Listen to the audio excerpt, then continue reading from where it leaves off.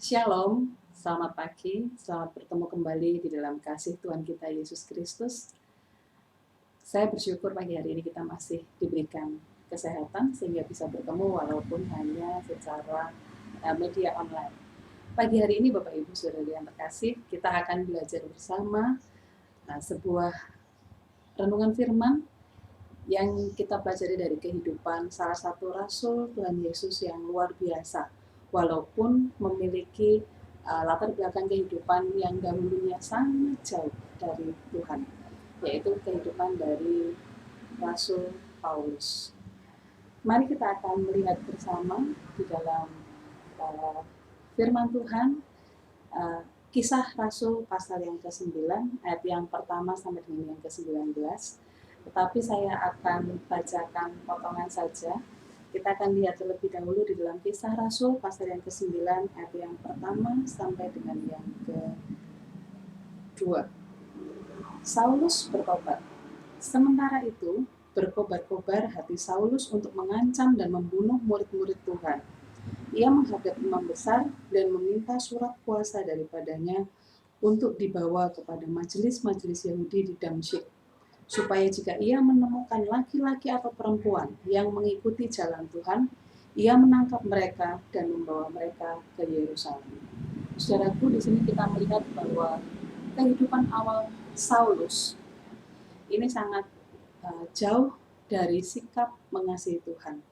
Karena di sini kita melihat bahwa Saulus ini dia punya pengetahuan kitab yang sangat baik karena dia merupakan pengikut dari ahli Taurat yang bernama Gamaliel, dan tujuan awalnya dia memiliki sikap ingin menganiaya jemaat Kristus. Jadi dia mengejar Stefanus, dia mengejar murid-murid Yesus, bahkan dia ikut serta melihat bagaimana Stefanus mati di raja. Jadi kalau kita melihat di pasal sebelumnya, kehidupan Saulus seperti itu. Kebiasaan-kebiasaan yang menyakitkan hati Tuhan, itu yang dilakukan oleh Saulus. Tapi kalau kita melihat berikutnya, kita akan melihat di dalam Kisah Rasul pasal yang ke-9, jadi di situ ada peristiwa bahwa Saulus ini didatangi Tuhan sendiri, dia melihat cahaya, dia mendengar suara Tuhan, akhirnya penglihatannya sempat menjadi hilang dan dia kemudian dibawa ke Damsyik. Di sana dia bertemu dengan Ananias dan kita lihat saudara apa yang terjadi dalam kehidupan Paulus. Kisah Rasul pasal yang ke-9 ayat yang ke-17 dan 17 sampai 19a saya akan bacakan saudara. Lalu pergilah Ananias ke situ dan masuk ke rumah itu. Ia menumpangkan tangannya ke atas Saulus, katanya, "Saulus saudaraku, Tuhan Yesus yang telah menampakkan diri kepadamu di jalan yang engkau lalui, telah menyuruh aku kepadamu supaya engkau dapat melihat lagi dan penuh dengan Roh Kudus." Dan seketika itu juga seolah-olah selaput gugur dari matanya sehingga ia dapat melihat lagi. Ia bangun lalu dibaptis dan setelah ia makan pulihlah kekuatannya. Di sini setelah bertemu dengan Tuhan Yesus, Saulus mengalami perubahan. Saulus mengalami perubahan dari yang awalnya penganiaya jemaat Tuhan menjadi pembangun jemaat, ya, dan menjadi rasul Allah yang luar biasa. Tentu saja kehidupan Paulus berikutnya berguna bagi kemuliaan kerajaan.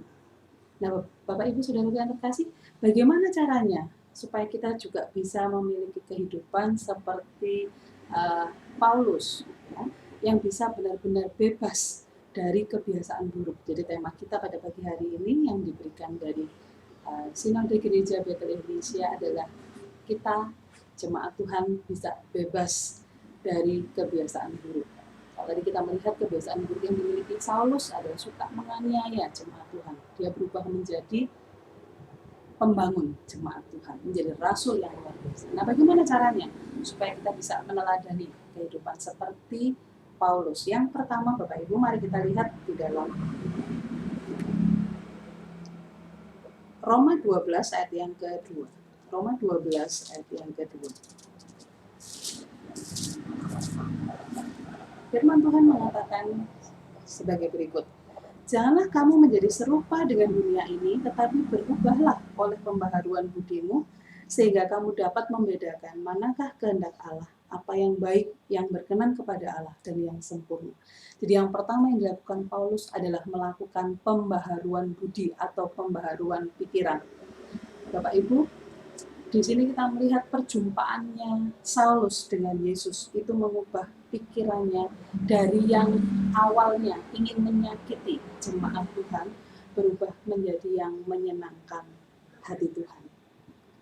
Saat ini Bapak Ibu kita bisa merefleksikan apakah di dalam pikiran kita ini mengikut Tuhan itu sebagai sebuah hal yang menyenangkan atau justru menekan kita. Kalau itu hal yang menyenangkan, maka ini akan mempengaruhi sikap kita berikutnya. Saya beri contoh Bapak Ibu, kalau dulu orang mungkin kita sebelum jadi anak Tuhan, pikiran kita saat kita disakiti orang, maka kita pengennya balas dendam. Bahkan ada orang ya pernah cerita sama saya, kalau sampai orang itu menyakiti saya, maka saya akan buat dia lebih sakit. Pikiran seperti itu akan mempengaruhi tindakan kita. Karena kalau kita punya pikiran seperti itu, maka tindakan kita pun akan melahirkan tindakan yang menyakitkan. Tapi yang dilakukan Saulus ini berbeda. Jadi dia mengubah pikirannya, kalau dulunya dia mau menganiaya, tapi sekarang diubah menjadi membangun jemaat Tuhan. Kita lihat di dalam bagaimana supaya kita bisa memiliki pikiran yang baik seperti yang dimiliki oleh Saulus. Kita baca bersama di dalam Filipi 4 ayat yang ke-8. Filipi 4 ayat yang ke-8. Firman Tuhan menyampaikan sebagai berikut. Jadi akhirnya saudara-saudara, semua yang benar, semua yang mulia, semua yang adil, semua yang suci, semua yang manis, semua yang sedap didengar, semua yang disebut kebajikan dan patut dipuji, pikirkanlah semuanya itu. Jadi kalau kita sudah menerima Tuhan Yesus, maka pikiran kita ini hendaklah diisi dengan hal-hal yang tadi sudah disampaikan di dalam firman, dalam Filipi 4 ayat yang ke-8. Supaya kita tahu tentang hal yang baik, bagaimana caranya? Tentu saja kita harus sering membaca dan merenungkan firman Tuhan. Yang kedua, saudaraku, apa yang bisa kita telah dari kehidupan Paulus supaya bisa bebas dari kebiasaan buruk? Jadi yang pertama, kita mengubah pikiran kita ya, menjadi pikiran yang baik, ya, yang indah, yang suci, ya, sesuai dengan firman Tuhan. Maka cara yang kedua, kita akan lihat bersama yang dilakukan oleh Paulus masih di dalam Kisah 9 ayat yang ke-20. Kisah 9 ayat yang ke-20. Di situ disampaikan seperti ini. Ketika itu juga ia memberitakan Yesus di rumah-rumah ibadat dan mengatakan bahwa Yesus adalah Anak Allah. Jadi setelah Paulus dijamah oleh Ananias ya, dengan kuasa Tuhan dan bisa melihat kembali, yang dilakukan Paulus adalah mengubah atau melakukan pembaharuan tindakan. Kalau dulunya dia selalu berusaha untuk menyakiti jemaat Tuhan, yang dilakukan sekarang tindakannya adalah dia mengabarkan tentang perbuatan Tuhan. Jadi ada pembaharuan tindakan. Jadi kalau yang pertama tadi ada pembaharuan pikiran, yang kedua pembaharuan tindakan. Jadi kalau di dalam mengikuti Yesus kita menjadi ciptaan yang baru, maka kita harus juga berubah menjadi memiliki sikap atau tindakan yang berbeda dari sebelumnya. Kalau tadi dikatakan, saya ambil contoh Bapak Ibu ya, kalau dulu kita belum mengenal Tuhan, belum mengerti tentang janji-janji Tuhan, bahwa paling mudah ya, saya masih ingat ini ayat hafalan dari salah satu jemaat Tuhan yang sudah tua dulu ya, Mbak Eva, saya ini ingatnya pokoknya firman Tuhan itu Matius 6 ayat 33. Carilah dahulu kerajaan Allah dan kebenarannya, maka semua akan ditambahkan kepadamu. Jadi ibu ini kemana-mana kalau dia mijet, dia selalu sampaikan firman Tuhan seperti itu. Dan itu yang menjadi kekuatan bagi ibu ini untuk istilahnya saat menghadapi tantangan, dia tetap mencari Tuhan, tidak pernah lepas beribadah. Nah, saat kita menjadi pengikut Kristus dan kita mengingat janji Tuhan, bahwa apabila kita mencari Tuhan, maka apa yang menjadi kebutuhan kita dipenuhi. Itu yang akan membentuk tindakan kita untuk tetap optimis dalam menjalani hidup. Saat-saat ini ada cukup banyak hal yang menekan kehidupan manusia. Bahkan dikatakan orang yang jadi stres, orang yang bunuh diri, itu menjadi pilihan orang dunia zaman sekarang ini.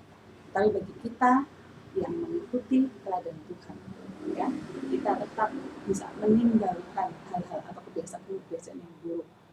Karena apa? Kita berpegang pada janji Tuhan. Hal yang ketiga, saudara, kita akan lihat di dalam Kisah 9 ayat yang ke-28, apa yang dilakukan oleh Saulus saat menjadi Paulus. Yang pertama, pembaharuan pikiran, yang kedua pembaharuan tindakan, dan yang ketiga kita lihat dalam Kisah 9 ayat ke-28, setibanya di Yerusalem, saudara, yang ke-28, dan Saulus tetap bersama-sama dengan mereka di Yerusalem dan dengan keberanian mengajar dalam nama Tuhan. Artinya yang ketiga, di sini ada pembaharuan komunitas. Kenapa kok perlu pembaharuan komunitas? Jadi Saulus meninggalkan kelompoknya yang lama dan dia tinggal bersama dengan murid-murid Yesus. Kenapa kok harus membaharui komunitas? Kita akan lihat dalam 1 Korintus 15 ayat yang ke-33. 1 Korintus 15 ayat yang ke-33. Bapak Ibu mungkin sudah hafal ya, sangat hafal dengan ayat ini. Kita akan melihat bersama dan membaca. Janganlah kamu sesat, pergaulan yang buruk merusakkan kebiasaan yang baik. Jadi apabila kita memiliki kehidupan komunitas atau kehidupan berkelompok yang buruk, itu bisa merusak kebiasaan yang baik. Kalau kita baca di koran ya, orang-orang yang suka pakai narkoba, maka dia akan berkelompok atau membangun komunitas dengan orang yang punya kesukaan yang sama. Jadi, kenapa? Karena merasa mendapatkan kenyamanan. Nah, kita sebagai anak Tuhan, tentu saja kita harus melakukan pembaharuan komunitas kita. Kita harus tetap menjaga frekuensi, menjaga intensitas, menjaga hubungan dengan komunitas sesama anak Tuhan, supaya apa? Kehidupan rohani kita juga bisa dibangun dengan lebih baik. Saya kalau lihat sekarang, saudara, memang sudah agak longgar ya, tidak seketat dulu. Artinya aturan PSBB gitu.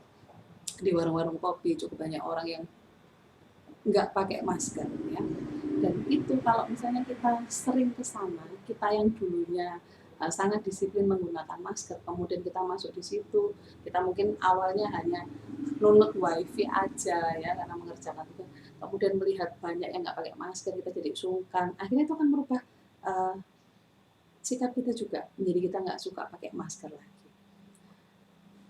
Jadi kalau di luar sana untuk bisa menghadapi istilahnya situasi sekarang ini ada pandemi COVID itu punya trik 3M ya, Bapak Ibu masih ingat yang itu sering disosialisasikan di televisi, mencuci tangan, memakai masker, menjaga jarak kan begitu. Nah, di dalam firman Tuhan juga mengajarkan kepada kita supaya kita bisa meninggalkan kebiasaan buruk. Ada 3P Bapak Ibu tadi ya, pembaharuan pikiran, pembaharuan tindakan, dan pembaharuan komunitas. Jadi kalau kita sudah punya, di awal sudah punya komitmen saya mau berubah, saya ingin menjadi anak Tuhan yang lebih luar biasa, mau dipakai Tuhan jadi lebih luar biasa, pikiran kita sudah ngeset seperti itu. Nah, perlu dilanjutkan dengan pembaharuan tindakan, wujudkan ya. Misalkan tadi mau jadi yang lebih baik ya, apa istilahnya, perbuatan mengasihinya lebih ditampilkan lagi, tidak istilahnya tidak malu-malu lagi untuk mengakui sebagai anak Tuhan. Kemudian pembaharuan dalam hal komunitas, ya berkumpullah dengan saudara-saudara seiman supaya sama-sama bisa saling menguatkan, ada kesaksian yang bisa saling di-sharingkan sehingga iman bisa menjadi bertumbuh. Saya akan tutup renungan firman dengan satu ilustrasi, saudara.